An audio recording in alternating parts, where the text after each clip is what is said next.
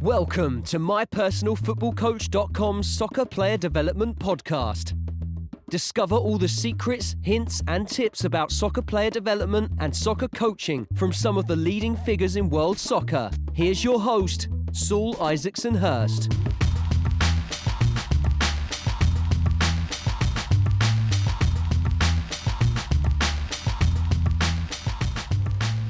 What's happening, guys? Welcome back to another show. This week we've got a top guest. It's Andy Martino, Academies coach at Southampton FC. Andy I've known for many years, working on the circuit when I was at Tottenham and Chelsea, so working in the foundation phase, paying his teams.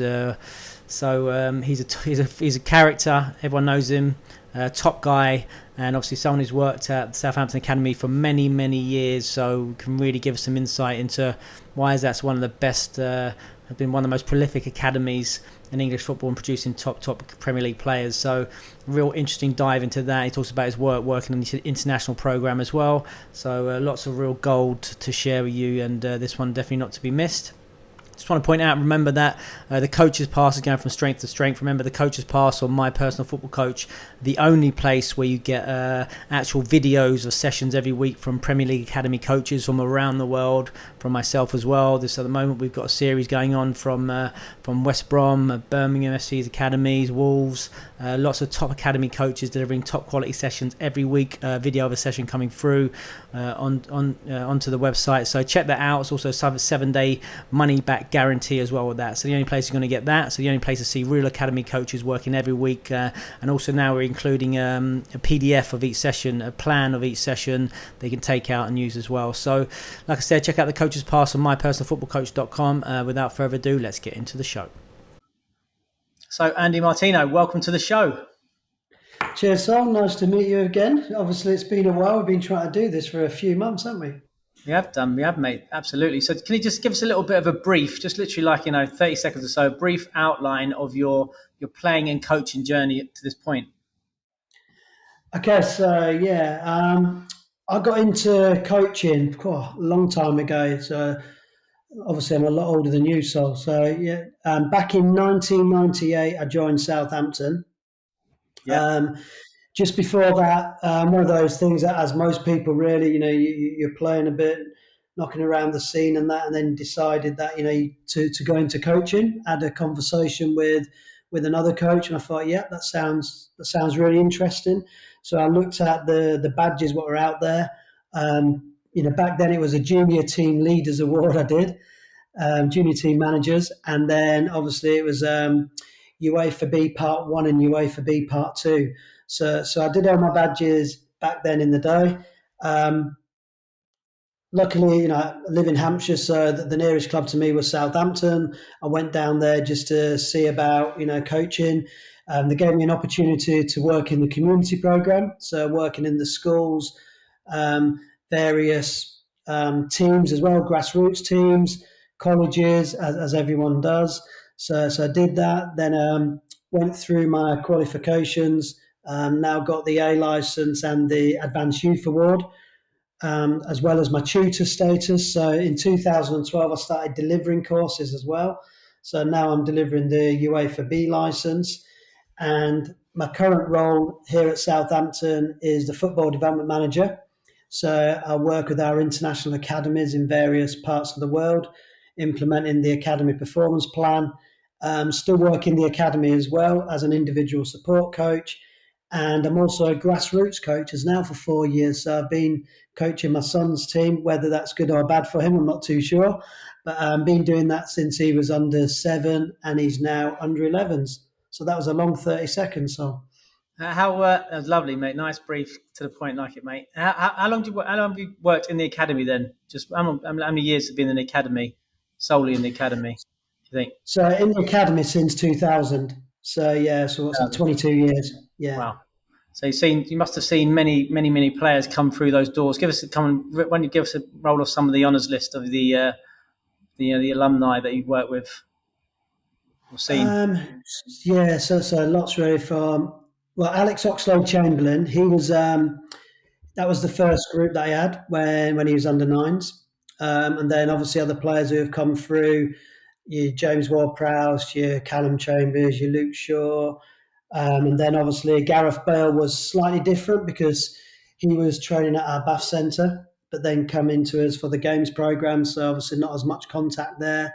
And then, other players who are now coming into the squad, you've obviously got Will Smallbone, Jake Vokins out on loan, so lots of players like that. So then tell us a little about those first, looking back to those first few sessions, those first few weeks or months. Tell us a little about what was that like in terms of being, fresh-faced coach going into academy football at a big club like that. What are your main things you remember about those days? I suppose the biggest thing you do is, you're always watching, aren't you, and learning and getting bits from other coaches. So I always share that, I was very lucky that when I was doing the 10s for a whole year, I worked with Steve Wigley, who obviously at Southampton then, he was the Resi's manager as well as our head of coaching. And then he's obviously, coached at England, various levels from there. So working with Steve was huge for me, just seeing how he engaged with individuals.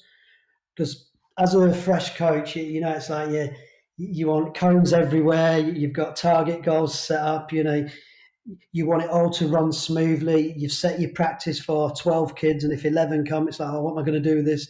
I've got a player missing. Do I need to join in?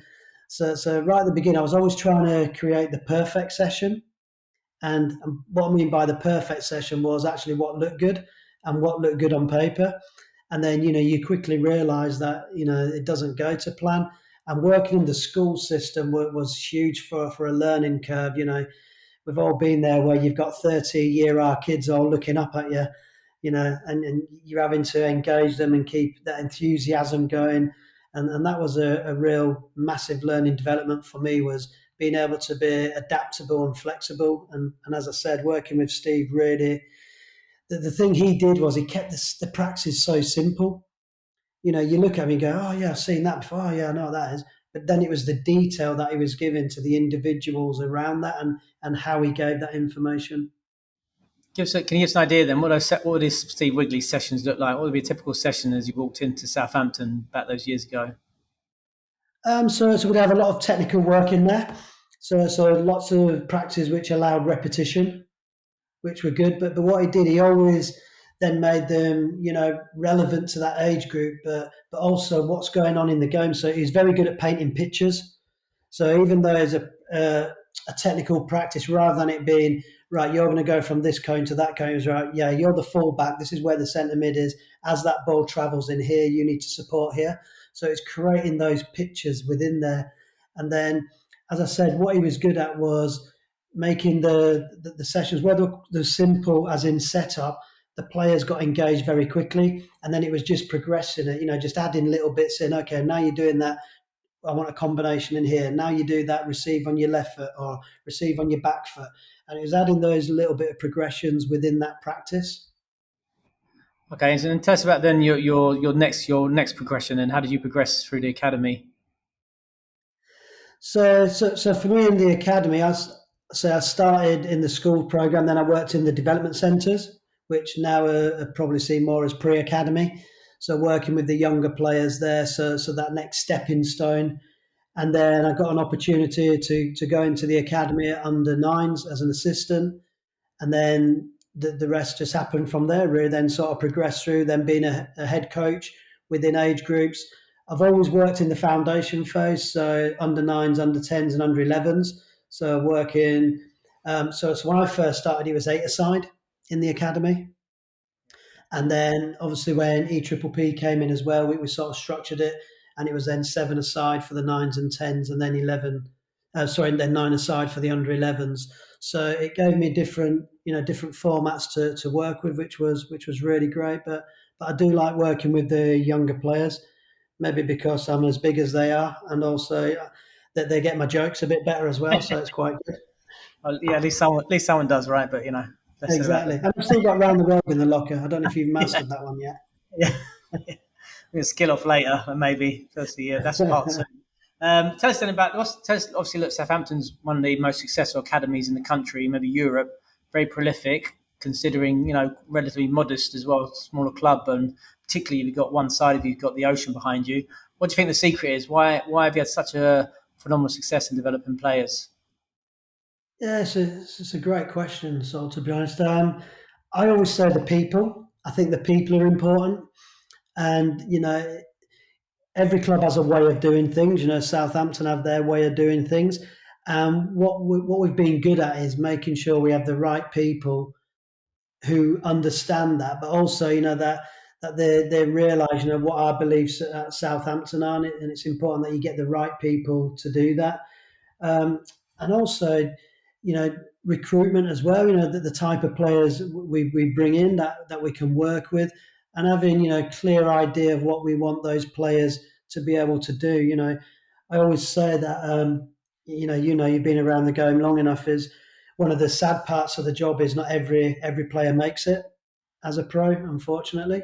And that is the reality. So when you get to the 16 years age and you're looking at offering those scholarships, unfortunately, not all the players get that opportunity. But what we have found over the years, which is something, it's not great that we can't offer them a scholarship at Southampton.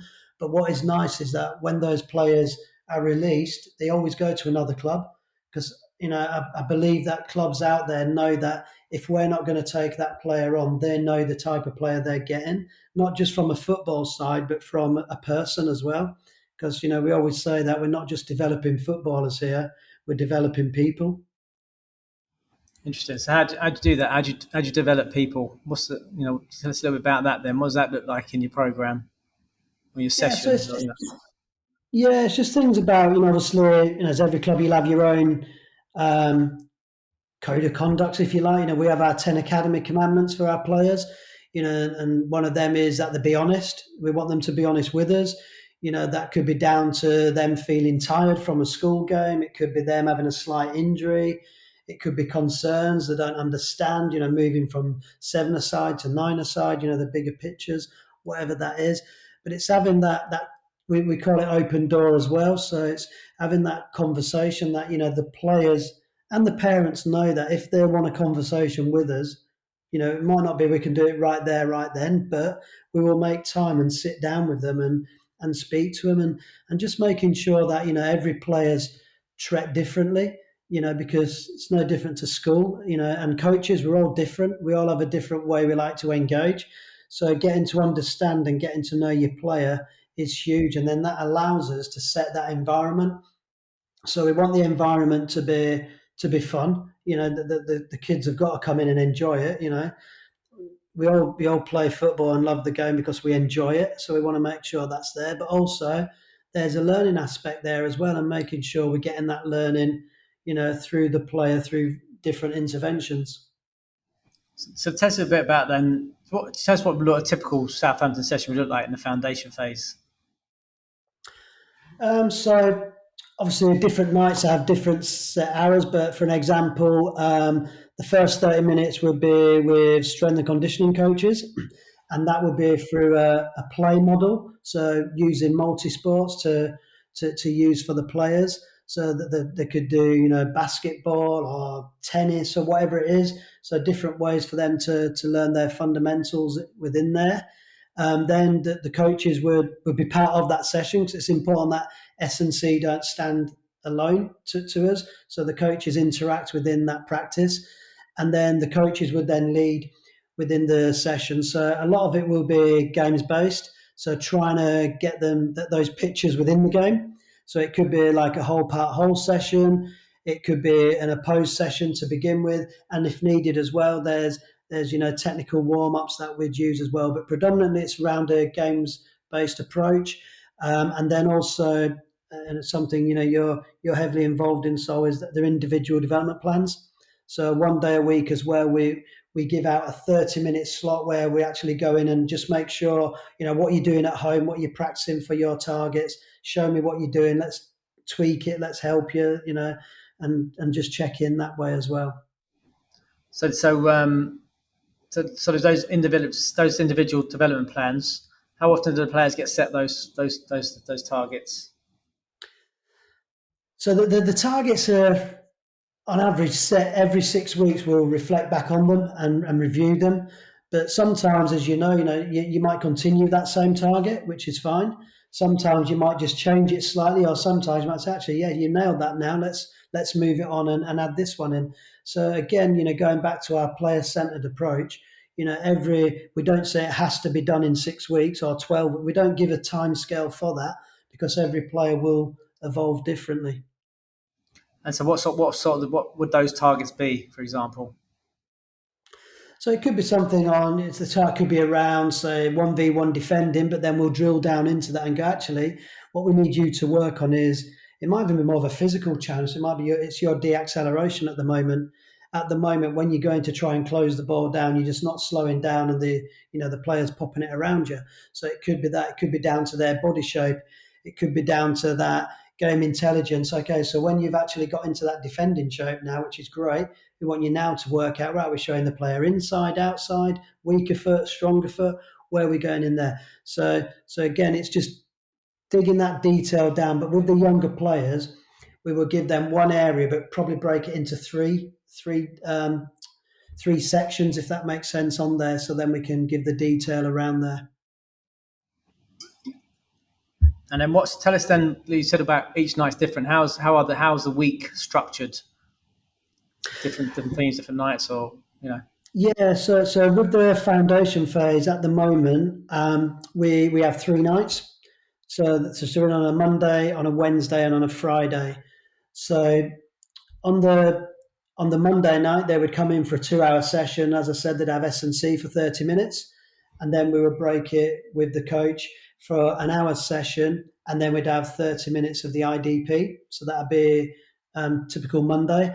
On a Wednesday, at the moment, we're going off site to give them a different challenge.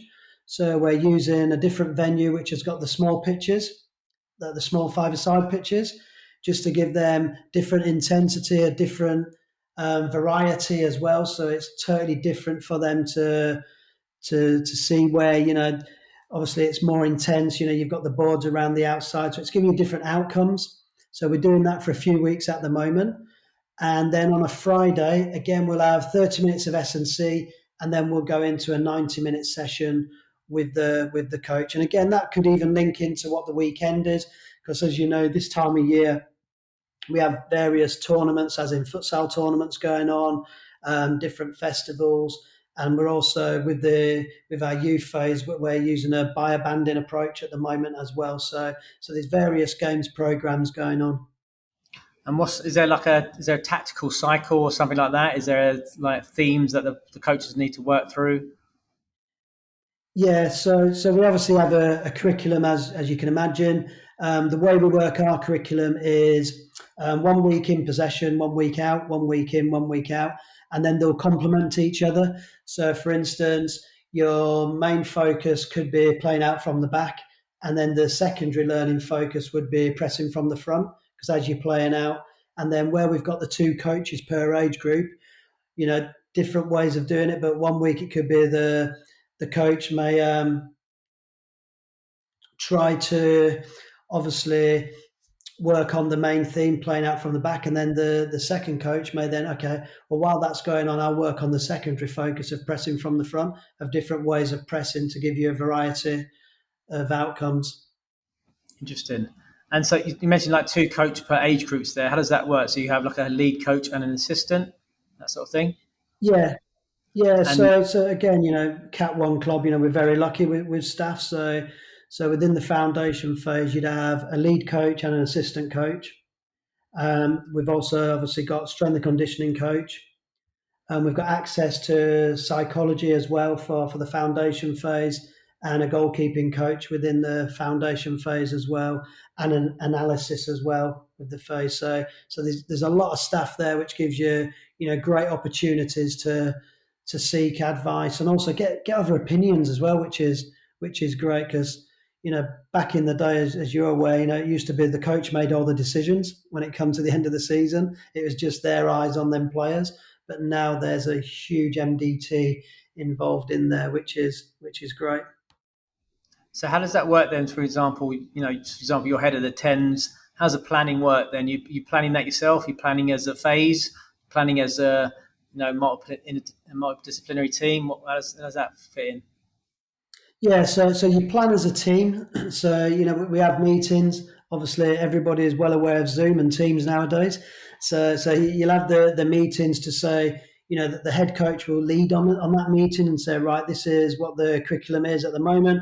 This is the needs of the players, and then everybody will bring up if they've got any concerns about, if any individual needs stretching slightly with their training, or we've got a trialist coming in, so everybody knows what's going on, and then the sessions are planned around there. So the goalkeeper coach knows exactly what the outfield coaches are doing. S&C know what we're doing, vice versa. So it's not just turn up and think, oh, what's going on over there? It has been planned, and it all links into the curriculum. Interesting. What's the difference between the sessions being put on now to the ones that you first saw when you turned up in the academy, do you think? I think the first thing is obviously the amount of staff, without a doubt, because back then it was just a coach per age group, and you only full-time staff in the academy were like the youth team coach and the academy manager, so the amount of staff that's out there, and also I think, back in the day we used to, obviously, when you were coaching the individual within the session, but I just think now there's a lot more awareness going on. So there's a lot more understanding about that player, how they react under pressure, under stress, their psychology profile as well, the type of learning they're like. So there's a lot more detail now within there. I think back in the day as well, there was more of a focus in the younger group as well on technical. So there's a lot of repetition work there, and then obviously that then linked into the game. But it was a lot more coaching what you could see in front of you. So what do you feel the needs of this group are? You'd be working there rather than more of a curriculum based approach as we have now. So that, like, to mention the curriculum based approach, how much of that is, for example, reactionary? Do you react to the game, or is it very, we're working on this because this is week 6 of the cycle, that sort of thing? How much flexibility is there for the coaches to, change things and that sort of thing? Yeah, so we're very lucky as well, that we have access to the players so much, compared to what grassroots clubs have. So because we've got the 3 sessions a week, then we can obviously go off curriculum if we need to. If we feel that's a benefit for those players, then we can. And because, as I said, because we've got 3 sessions a week, you can quite easily get back on track with the curriculum focus. So we are quite lucky there. And again, because there's 2 coaches, sometimes we'll say, right, well, these players here, like for instance, an example was last week. So through when the strength and conditioning program was happening, I took out 2 players to work with them because one of them needed to work on their receiving under pressure. So I took those players out to give them a little bit more contact time in isolation from there, which worked really well. Interesting. And tell us a bit about game days then. How do you approach the game on the weekends? Is it, you win at all costs, you're sticking it in the channels, getting the turn into defence? Only when I'm playing against you. And I want to make sure I win because I've got the bragging rights for a year then. Yeah, exactly. So yeah, now with the game, so obviously we have team targets.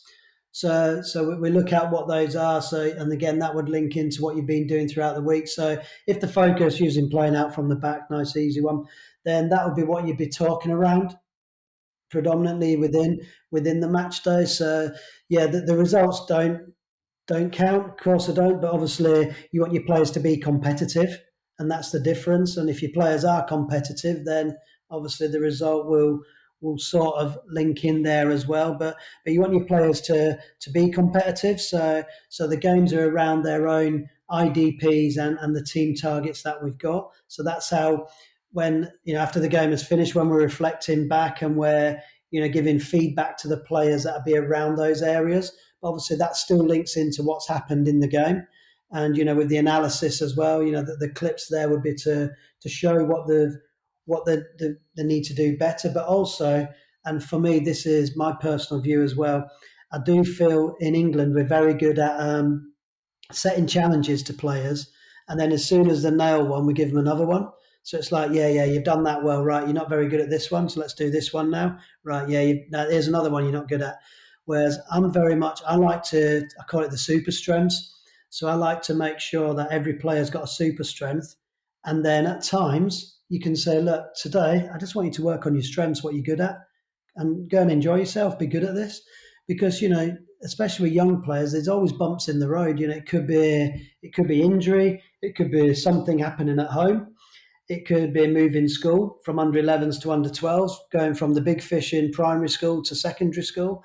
And you might just want to take the pressure off them a little bit and go, look, you're a great dribbler in 1v1s. Get out there, go and take them on. Show me what you can do, and give them that confidence as well. So for me, I always like to use the strengths as well. I'm sure we just go wind back. We'll come back to that in a minute. But so how do you get the balance though between making sure they're competitive and then obviously the result doesn't matter. There's a lot of debate about winning mentality. Some coaches talk about that. How do you find that happy medium between those two sort of things? Yeah, I suppose what we're good here as well is with our games program. So with the foundation, we've got like three tiers, if you like. We've got your academy games, so where we play obviously Arsenal, Tottenham, Chelsea, and they're classed as development games. We've also got our tournaments. So obviously, with the latest year, it hasn't been as great, but we try to take our players away. So it might even be to Europe, somewhere in the UK, but we go to a tournament and we go to compete. We go to win that. And that's what we tell them. We're going there to be the best we can and hopefully win the trophy. And then the other games program we have is with Grassroots. So what we tend to do is play an older age group or a mixed age group of Grassroots kids, and they'll come in, or we'll go to them. And they are competitive because the Grassroots kids want their shirts. They're coming in to win the game. Without a doubt. The coach on the side wants that accolade of beating Southampton Academy. So it is a competitive game. So that's how we can get the balance better.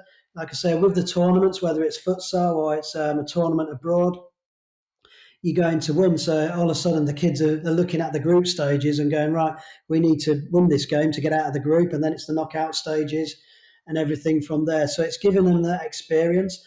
And that's what I think is important, that we vary that experience, because it can't always be every week that you're going out there to win every game, because there's some things that you need to work on. It might be you're working on your, a different formation, because we always play 2 formations within each age group to give them a variety.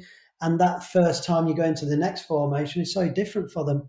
So you've got to be patient with them, and they're going to get it wrong. Of course they are. Pros get it wrong. Kids are going to get it wrong. So we need to be there ready to support them and let them learn through their mistakes and develop. So that games program gives us good opportunities to work across the spectrum. And so what are the formations you play there, for example, in the foundation phase? So for 7-a-side, we play obviously a 1-2-3-1 and a 1-3-2-1. Obviously, the keeper being the one. Keeper's part of the team, not apart from the team. Got to include them. So they get to play the different formations there, and then when we link it into the 11-a-side, from the academy down. I'm not sure about every club, but for here at Southampton, we protect the academy. So yes, the first team play different formations, which links into our B team and now into our 18s, which is great. But the Premier League is there about winning games. We've got to stay in the Premier League. Let's be honest about it. That's what we're doing. But the academy, so from the 16s down, we will protect that. So 11-a-side in the academy will play a 1-4-3-3 or 1-3-5-2 to give them 2 different ways of playing. And then our 7-a-side and 9-a-side links into there. So what would you play at 9v9? So at 9v9 we'll play either a 1-3-2-3. 3-2-3, yeah. Yeah, or we'll play a 1-2-3-2-1. So again, bit of a Christmas tree formation to give them different various ways. Interesting. And you mentioned analysis a couple of times. What sort of role does analysis play within the foundation phase at the club? So obviously, as you know, the academies, we're very lucky. We've got cameras everywhere, so every game is filmed.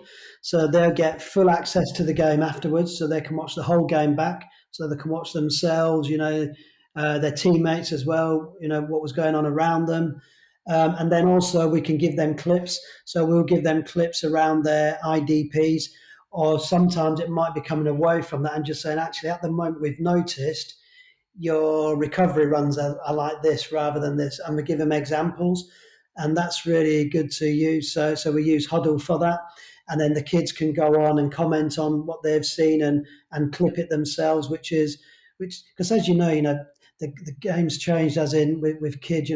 My own kids, that they're on their gadgets all the time. My own boy learned the offside rule through playing FIFA. The way they engage is different to how we did. So they're quite comfortable going on a phone, on an iPad, watching clips and reviewing it and feeding back, which is really good. Interesting. Now let's just switch it up a little bit, because I know you know each other. I know you've you've gone back into Grassroots recently to coach one of your boys, I believe. Tell us a little bit about that experience. Yeah, so obviously when I first turned up, I was wondering where the indoor dome was and the analysis of the S&C. I was like, what's going on here? But yeah, no, it's been really good for me because, like I said, I started with an under 7, so that was 5v5, and I've just tried to implement some of the stuff that I've learned over the years and do there. And the biggest thing I found is that a lot of especially now we're getting into that competitive stage because he's under 11 now. So the leagues aren't competitive, but we're in divisions. So work that one out for yourself. So they're not competitive with a league table, but they put us in Division 1, 2, and 3, which is fine. So some of the managers are, is a bit of a win at all costs, whereas I'm still very much, I share the game time with them. We move around positions which I feel work for them players in certain games, but then some coaches, bless them, they'll come off a course and they're like, they're moving their players like every 6 minutes, 20 seconds. I'm going, what are you doing? Oh yeah, because I've got to make sure it's equal. I said, we don't have to be equal on every single part. These kids are not even learning; they're just moving around all the time. So that side of it's really good. Nobody knows where I'm from. I just turn up in neutral gear, with a bit of Puma, a bit of Adidas, a bit of Nikon, and just stand on the side. But what I've found is that the hardest thing in Grassroots is you don't have that time with them. You don't have that 8-10 hours a week that you're lucky in the academy that you get. So it's really understanding what they're doing away from you, understanding what they can do away from you, and then you supporting them that way. That's been the biggest challenge. Let's talk about that, because obviously a lot of the people, the listeners, are grassroots coaches. They're one of those golden nuggets from experienced coaches like yourself. But so how often do you have the grassroots team? How many sessions a week do you have? So my lad plays a Saturday team and I get them for an hour, and then he plays for a Sunday team and I get them for an hour. So just 1 hour a week for the team. I see, coaching 2 different teams, 1 hour a week. Yeah. So it's the same club, but we're just playing a Saturday league and a Sunday league. Okay. But the players are slightly different. Some are the same, but so tell us a bit. How do you approach that 1 hour a week? Like you say, you used to having 8, 9, 10 hours a week. How do you approach that 1 hour a week, and what goes through your mind when you're designing a session plan? Okay, so because I'm quite OCD, I like things planned as well.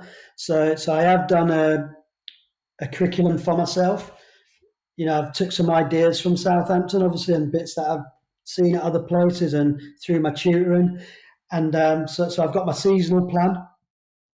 So when they were under 7s, 8s, and 9s, I did 3 weeks in possession, 1 week out. 3 weeks in, 1 week out.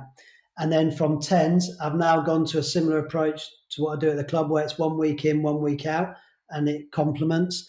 But my sessions for an hour session. So when they get there, we'll do a 10-minute ball manipulation for the warm-up. So it'll include lots of, obviously, movement patterns within there to get them stretching, especially in the colder evenings. And then I'll go into the practice that I'm looking for. So some weeks I will always have a game at the end, Now, some weeks, and the players know me by now, is I won't just stop the practice to get into that game. Because what I'll say to the kids, say, look, tonight you've done some great work and we've gone through the technical and skill part, and now time's against us. So what we'll do next week, we'll go straight into the game, but we'll continue with this theme that we've been working on this week. So I'll coach the theme within the game. So they're still getting their game minutes to practice, but what you can't do is fight against the clock, because there's only one winner and the clock will beat you every time. So if you can't, get everything in there, don't worry about it. Take it into next week's learning. That's what I've tended to do. And you talked about what they're doing away from training. What do you mean by that, and how can you maximise those outcomes when players aren't with you? Yeah, definitely. So again, even with my lads team, I do an IDP with them. Obviously, a watered down version to the detail the academy boys are getting, but it's a real good focus for them. But then what I do is I share that with the parent. So I agree it with the player and say, look, these are the areas I want you to work on. Now, these are some ideas of what you can do. So again, it's me getting to understand. So, I have the conversations with the player and parent, right? So what have you got at home? So it might be, actually, he's got an older brother, or he's got a younger sister who plays, or he's got dad, uncle, auntie, whoever it is who can support them. Or they've got this, we've got a slot then on a Tuesday evening, he doesn't do anything. Oh, great. So we might even be able to do that. We've got a garden, or we live in an apartment. So we get that session, and then I show them little practices that they can do. And then what is good, when they come in, so it might be just as the arrival activity, while the warm-up's going on, I'll just have a chat with one of the kids and say, oh, how's the homework going? How's it going? Oh, yeah, it's really good. What I've started doing now is this. And the kids start to adapt it as well, which is really good. So it's just getting to know those players, but also getting to know the families, because, some families are really busy. They haven't got time. And I know during the lockdown, everybody was going on Zoom and doing calls, and then they're saying, oh, the players aren't engaging. It's like, but you don't know what that family's like. They might only have one laptop in the house and everybody's fighting to use it. There's so much that goes on. But the biggest thing I would say to the grassroots coaches is understand your player, but also understand the family that they're coming from. What would you say was the biggest challenge, or was there any challenges from coming from that elite environment and then going back into grassroots football? Were there any challenges there? Yeah, definitely. The thing for me was, again, I'm using the parents, but was their commitment. Like academy kids, they're coming in 60 minutes, 90 minutes, whichever age groups they're in, travelling in, and they're getting there, they're committed. Whereas in the grassroots, at first, I did find that it was quite easy. On a cold, rainy night, you'd be getting, oh yeah, they've come home from school and they've got a cold, or oh, I didn't realise we've got this to do. That it was quite the commitment side was always a challenge to start with. But then, we addressed that. I spoke to them and said, look, you've got to realise I'm coming in from where I'm travelling, but also I'm planning to improve your play. And then once they understood what you were doing behind the scenes, I didn't realise you had to do all this planning. I didn't realise you wanted to know what players were in and what this is. And then even on the match stage, to make sure everyone's getting their game time and the positions and the planning that goes on. That was a real learning point from them, and that light bulb moment where the parents were like, wow, there's a lot that goes into this and we didn't get it, and now we appreciate what you're doing. So again, for grassroots coaches out there, don't be afraid at times to let the parents know what you're actually doing, because they just assume that, oh, you just rock up at 6 o'clock and get the balls out of the car, and then the session just happens and then you go home again. So, let them know what you're doing for their son and daughter. I think that's important. And what advice would you give to like a grassroots coach there who wants to get better and give their players the best opportunities they can? Biggest advice I would say is, and again, I go back to, working with Steve for that year, go and work with other coaches, go and see other coaches, because, I've seen it so many times. It frustrates me when there might be a CPD going on and there's a practice going on and coach will go, oh, I've seen that. And I'd be like, yeah, you might have seen it. Nobody's trying to reinvent the wheel here, but watch their mannerisms. Watch how they, deal with the players. Watch how they progress it. Watch how the session just gradually moves on without a lot of interruption going on. That's the important part. So the advice is, go and watch as many coaches as you can, but different coaches, and again at different ages, because in grassroots it tends to be, if it's a parent coach, they'll stick with that group. Like I've stuck with my lads team from 7s to 11s, and until he gets fed up with me, which probably won't be much longer, I'll probably stay with them. And it's, so you don't get to see, other age groups, you just see that group. So I think another powerful one as well is on an evening, if you've got like a full-sized pitch there, 3G, whatever it is, and you've got 4 or 5 different age groups on, sometimes set up, you call it the carousel approach, where set up sessions, but then let the players move around. So you get a different set of eyes on those players, because that will help as well. Because sometimes if you're with that group all the time, you've got your own bias of what you like as a player. It might be you like a player who works hard. It might be you like a player who passes. You like a player who dribbles, whatever it is. You all have that bias. So to get a different set of eyes on these players is huge, because sometimes another coach says, actually, little Johnny down there, I've tried him in centre mid. I've never played him there. I didn't see him as that position. And it's good to get a different opinion. It's good for the players to have a different voice occasionally as well, because again, they get used to what pleases you. So they will do what makes you happy in the session at times. So then they might be a bit more creative, because there's a different coach who think, I'm going to do this because this coach, he might like it if I try this rainbow flick over here, and different bits. So again, for grassroots, try and see various coaches 100%. But if you can, and you've got the opportunity as that example, see different players as well, because it's good to have different opinions. Interesting. And what about yourself? How do you develop yourself? A couple of decades over in the game. How do you keep on, keep by talking to you, Sol? This is my CPD, mate. I tell you. Exactly. Yeah. This is the podcast. Now, go on. Yeah. No. Exactly. It's important that you do. So I'm lucky with the tutoring, because obviously, there's constant CPD there where the courses change, and you're seeing different people. And again, I'm one of those coaches. I love just chatting away, and I talk forever. And just even talking with a level 1 coach, a level 2, an A license coach, you're always learning, because there's different ways they're doing things, and I love doing that. And then also at Southampton, we're very big on our CPD as well. So it's not always football based. Sometimes we'll have some guest speakers from other sports. It may be other professions. And again, it's just different ways of learning that way as well. So yeah, never stop. And it's hard in grassroots. I know that, because your time's precious to you. So you might not have that time. But again, there's so much out there now, some of the podcasts you've done, you've had a lot more interesting people on than me. So, they can go on there and just listen, whether it's in the car or what have you, but definitely keep, watching other coaches as much as you can. And tell us about then the work you do with the international department, and how does that work?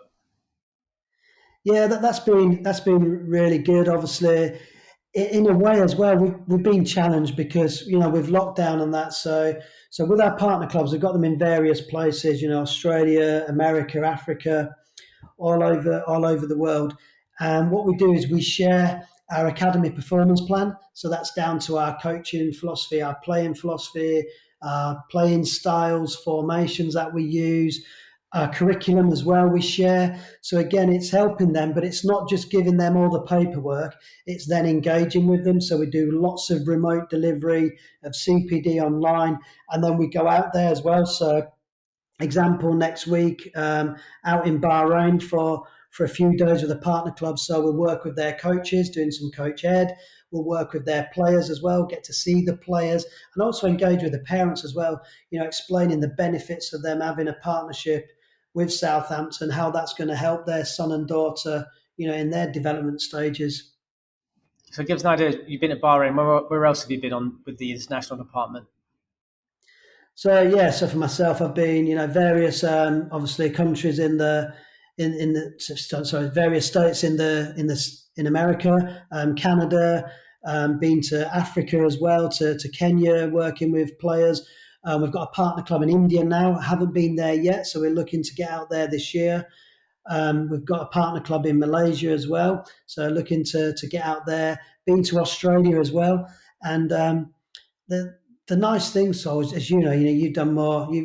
You're obviously a BA Gold member. You've done more travelling than I have, but I don't think so, by the way. especially that first class seats that you always keep blagging. But it's so different, and every environment's different, and that's what I like as a coach. And that's going back to your previous point about how do I develop myself and keep learning. Well, going to these different territories and seeing different ways of coaching and different challenges they have is a real good learning curve for me. So it's quite like a lot of people will be jealous hearing these these stories about your exotic trips around. But I mean, you're lucky. You work full time in football. You have done for a long time. What advice would you give to a young aspiring coach who wants to have a full time career in the game and just starting out, maybe wants to get into an academy football, work in international department, that sort of thing? I think sort of touched on before. You need to have an open mind as well, and as I say, don't try and think that you're going to be the next Pep or the next Klopp, the next Ralph, whoever you think you're going to be. Be yourself. Take some good ideas. I've nicked a couple of ideas from you, so I won't deny that. But they're not copyrighted, so you're not going to sue me for them. But you put your own personality on them, and that's important that you do that because you're a human being. You are who you are, so don't try and change. But also, I won't lie to you, and as well, it's a graft. You're going to have to work hard. It's long hours. There's the evenings, you've got the sessions, and then it's the planning, and then the games at the weekend. And like you say, we've both done a bit of travelling now, and it's great. Experiences, but it's still a graft. For me, next week I'll be travelling on the Monday. I get there Monday evening. I'm delivering Tuesday, Wednesday, Thursday. Get back on the plane Friday. Get back, and then Saturday I've got a game. So it's hard work, but it's enjoyable as well. There's lots of great opportunities to see various parts of the world and meet other coaches.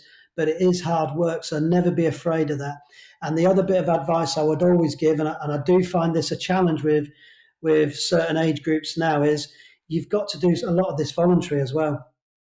When I got in the academy, I spent 2 years just going down there, just watching sessions, picking up cones, getting to know the players, the staff down there, asking questions. And then your face gets around and then it'll be like, oh, Andy, come over here. Do you want to just take this a little bit while I'm dealing with this? And then they start to see you work and they trust you as well. But there's a lot of voluntary hours that go in there. And, as I said, it is a graft, but the hard work does pay off. And what about particularly the foundation phase? You assume you call yourself foundation phase specialist, spending all that time there. What do you think the main qualities of a coach are to need to be a successful foundation phase specialist? You've got to be enthusiastic. I'm a big believer in, your players will mirror you at times. So if you're, being fun and engaging and a lot of energy about you, then the players will do that. So that's important. It's also important to remember that they are foundation phase players. They're not adults.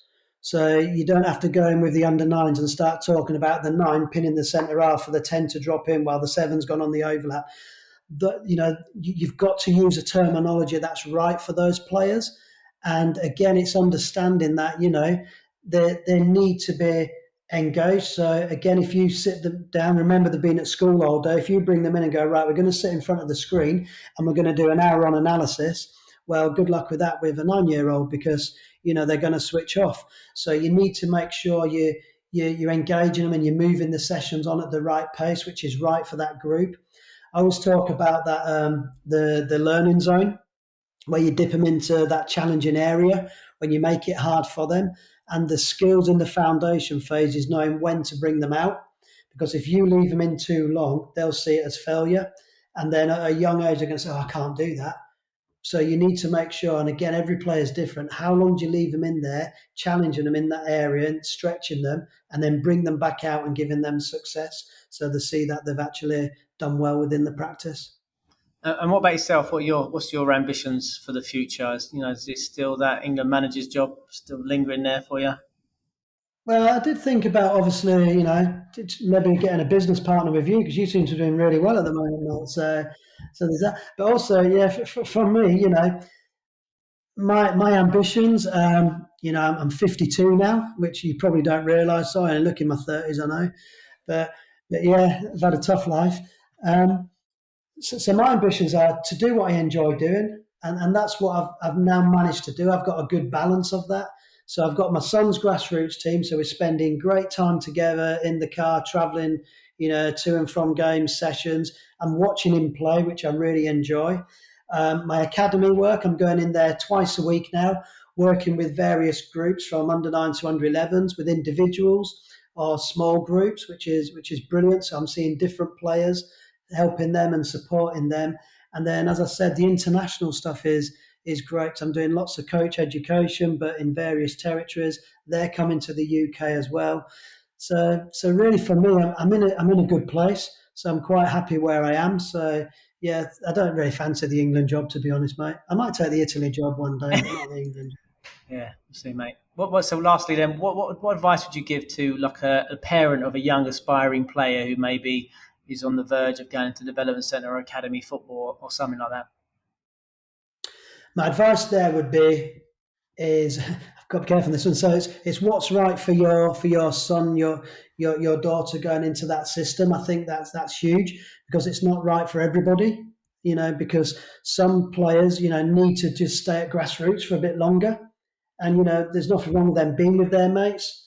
Because as you know, in academy, when you're going in there 3 nights a week and then the weekend as well, it's a lot of pressure on a family. It really is because if you've got siblings as well, you're trying to balance everything. Your kids they're missing out on going to birthday parties and other things and socialising. So it's what's right for your child because, like I said, every kid is different. So if it is that young age, that 8-9 year old, boy, then make sure it is right for them because they've got to enjoy it. Don't take the fun away from the football. So again, the club you are going to, just make sure that environment is good for them, that they're enjoying it. And I would also keep checking in with them all the time, because it's not the end of the world if they come out of the system. Players come out and go back in at later dates. That's fine. Because as I say, it's what's right for your own son and daughter. Lovely. Andy, thanks very much, mate. It's been fantastic. No worries. Thanks for tuning in to the MyPersonalFootballCoach.com Soccer Player Development Podcast. MyPersonalFootballCoach.com's Dynamic Ball Mastery Program is the world's leading online individual technical training program, proven and developed at the highest level in the English Premier League. Sign up now to train like the pros and take your game to the next level. Master the ball, master the game.